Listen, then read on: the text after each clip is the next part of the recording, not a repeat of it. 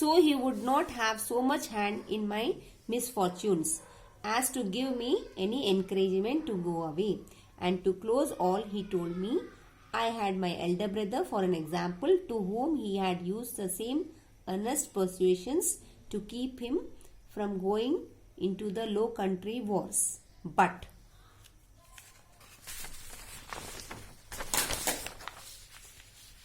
could not prevail his young desires, prompting him to run into the army, where he was killed. And though he said he would not cease to pray for me, yet he would venture to say me that if I did take this foolish step, God would not bless me, and I would have leisure hereafter to reflect upon having neglected, when there might be none to assist in my recovery. Means your father is saying, same way as you are not listening, same way your elder brother also did not listen to me. I told him not to join the army, but he joined, and at last he was killed in a war. Same way, if you don't listen to me, then nobody can help you. I observed in this last part of his discourse, which was truly prophetic, though I suppose my father did not know it to be so myself. I say I observed the tears run down his face very plentifully, and especially when he spoke of my brother who was killed, and that when he spoke of me having leisure to repent and none to assist me. He was so moved that he broke off the discourse and told me his heart was so full that he could not say no more to me. Means when father was explaining him about his elder brother, he was so emotional. Means tears rolled and he could not utter a single word. Children, this is the end of the story. I will tell you the story in Hindi in short so that you will understand in a better way. Students, अब हम ये story आपको short में हिंदी में समझा देते हैं, आप ध्यान से सुनना। ये एक रॉबिन्सन क्रूसो की स्टोरी है।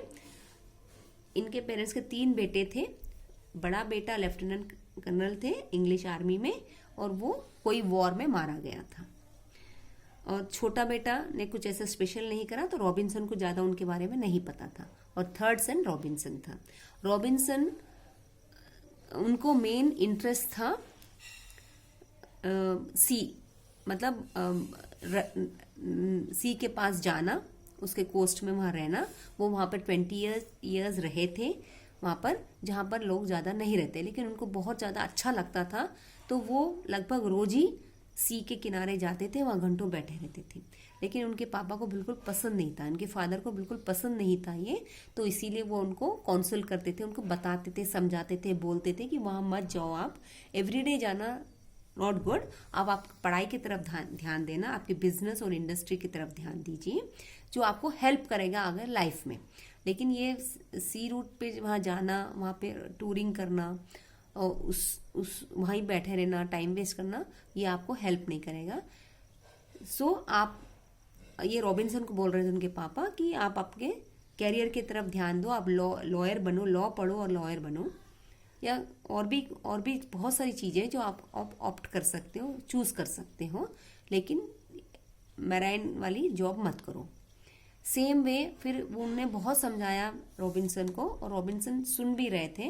एट लास्ट फिर उन्होंने अपने बड़े बेटे का एग्जाम्पल दिया था कि उसने भी मेरी बात नहीं सुनी थी, मैंने उसको आर्मी में जाने के लिए मना करा था, लेकिन वो जब कोई वॉर में मारा गया। जब ये पापा उनको एक्सप्लेन कर रहे थे रॉबिन्सन को, तो उनको बहुत ज्यादा फील हुआ, और वो लगभग उनके रोने से लगे थे। तो और जब अपन किसी के बारे में बात करते हैं, जब अपन बहुत ज्यादा दुख होता है, तो हमारे मुंह से आवाज नहीं निकलती। सेम थी उनके पापा का भी था।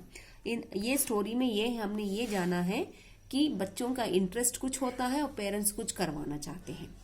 तो इसमें बीच का सॉल्यूशन ये निकलना चाहिए कि दोनों को थोड़ा थोड़ा।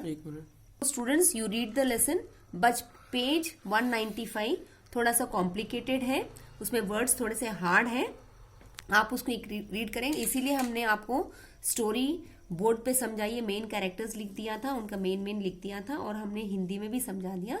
So you just read the lesson. Page 195 is bit tough.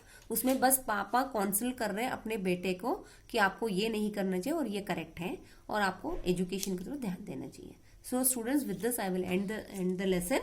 I think you understood the lesson. All the exercises we will do in next class. Just you read the lesson, you will understand. Thank you. Jai Gurudev.